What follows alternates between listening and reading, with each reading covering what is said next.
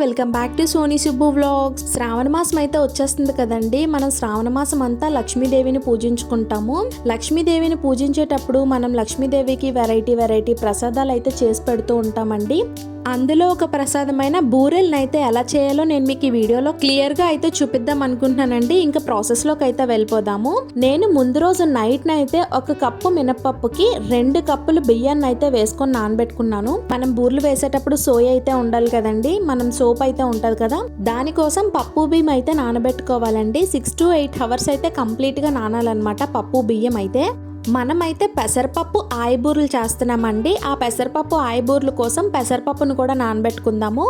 1 hour ముందు అయితే పప్పును నానబెట్టుకుంటే సరిపోతుంది. పెసరపప్పును అయితే ఎక్కువసేపు నానబెట్టుకోవాల్సిన అవసరం లేదు, తొందరగా నానిపోతుందండి. ఈ నానిపోయిన పప్పుని బాగా కడుక్కొని ఒక మిక్సీ జార్ తీసుకొని మిక్సీ జార్లో పప్పును వేసుకొని చిటికెడు సాల్ట్ వేసుకొని బరకగా అయితే గ్రైండ్ చేసుకోండి. బాగా మెత్తని పేస్ట్ లాగా అయితే గ్రైండ్ చేసేయొద్దండి.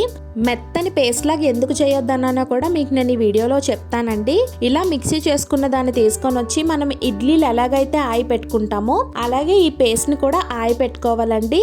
మనం ఆయి పెట్టుకొని చేసుకుంటాం కాబట్టి ఈ బూరెల్ని ఆయి బూరెలు అని అంటారు. ఇలా చూసారు కదా, నాకు 4 ఇడ్లీలు అయితే వచ్చాయి. నేను ఏదైతే 1 కప్పు పప్పును తీసుకున్నానో వాటికి 4 ఇడ్లీలు అయితే వచ్చాయండి.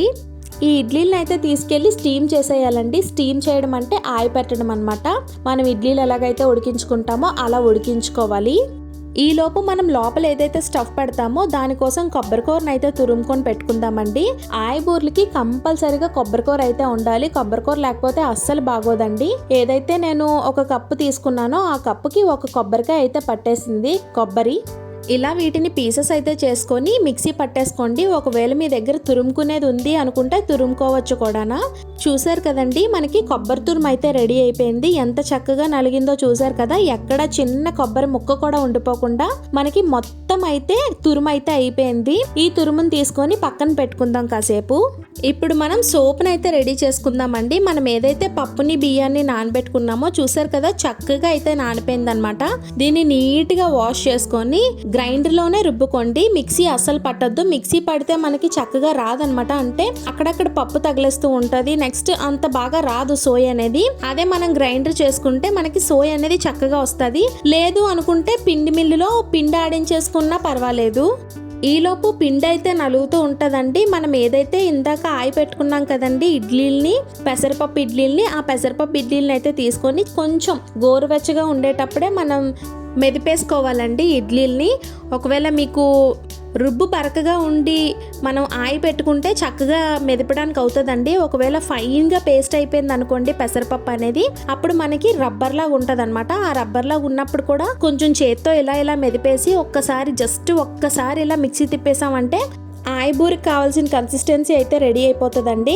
మీరు కానీ దీన్ని ఎక్కువసేపు మిక్సీ పట్టేశారనుకోండి ఇడ్లీల్ని, అప్పుడు కూడా మనకు కరెక్ట్గా రాదు. అందుకని ఎప్పుడైనా మనం పెసరపప్పుని బరకగా రుబ్బుకుంటే మనకి చక్కగా ఇడ్లీలు అనేవి పొడిగా వచ్చేస్తుంది అనమాట.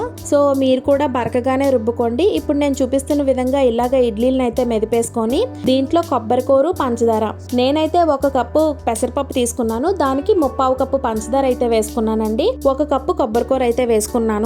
ఈ పెసరపప్పును మెదుపుకునేటప్పుడు కూడా ఎక్కడ లమ్స్ లేకుండా మెదుపుకోండి. మనకి నోకలాగా అయిపోవాలన్నమాట. కంప్లీట్ గా అలాగైతే మెదుపుకోవాలి. ఎక్కడా గట్టిగా ఉండకుండా తగలకుండా చూసుకోండి. మనకు అలాగైతేనే తినేటప్పుడు కూడా మనకి చక్కగా అనిపిస్తుంది. ఒకవేళ గట్టిగా ఉంటే మనకి తినేటప్పుడు పెసరపప్పు తింటున్న ఫీలింగ్, పచ్చిగా ఏదో తింటున్న ఫీలింగ్ అయితే వస్తుంది. సో చూసుకొని చక్కగా మెదుపుకోండి. చూసారు కదా, నేను చూపిస్తున్న విధంగా ఇలాగ మొత్తం అన్ని మిక్స్ అయ్యేటట్టు చక్కగా కలిపేసుకోండి. దీంట్లో మీకు కావాలి అంటే టూటీ ఫ్రూటీస్ అవి వేసుకోవచ్చు, బట్ నేనైతే వేసుకోలేదు. ఈ మొత్తం మిక్స్ చేసిన దాంట్లో కొంచెం యాలకుల పొడి అయితే వేసుకోండి. చాలా బాగుంటుంది టేస్ట్ అయితే.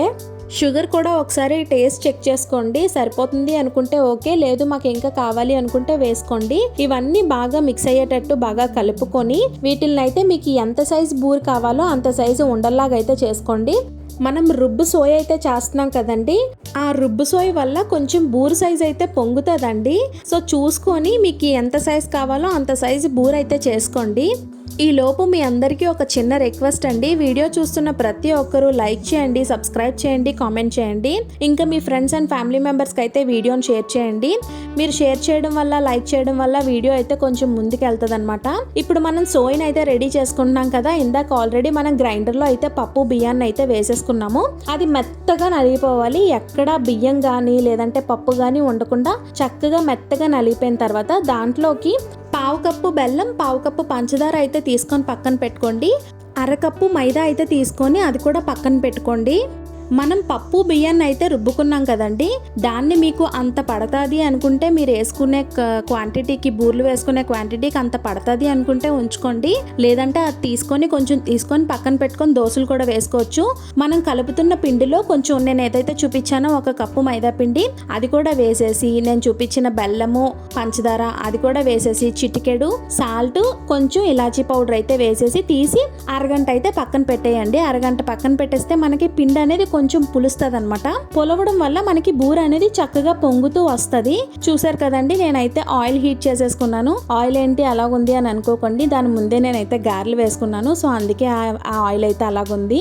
ఆ ఆయిల్లో నేను చూపించిన విధంగా తోకలు లేకుండా ఫస్ట్ మనం ఏదైతే స్టఫ్ని రెడీ చేసుకున్నామో ఆ స్టఫ్ని ఆ పిండిలో వేసేసి బూరిని అయితే ఇలాగ దోశల్లాగా పట్టి వేసేయడమే ఆయిల్లో. మనకి చక్కగా తోకలు లేకుండా అయితే వచ్చేస్తుందండి బూరి. చూసారు కదా, బూరి వేగడానికి కూడా ఎక్కువ టైం తీసుకోదండి, వెంటనే వేగిపోతూ ఉంటది. సో ఒకరు వేస్తూ ఒకరు తీస్తూ ఉంటే, ఎక్కువ బూర్లు అయితే ఒకరు వేసి ఒకరు తీస్తూ ఉంటే ఈజీగా అయితే అయిపోతాయండి.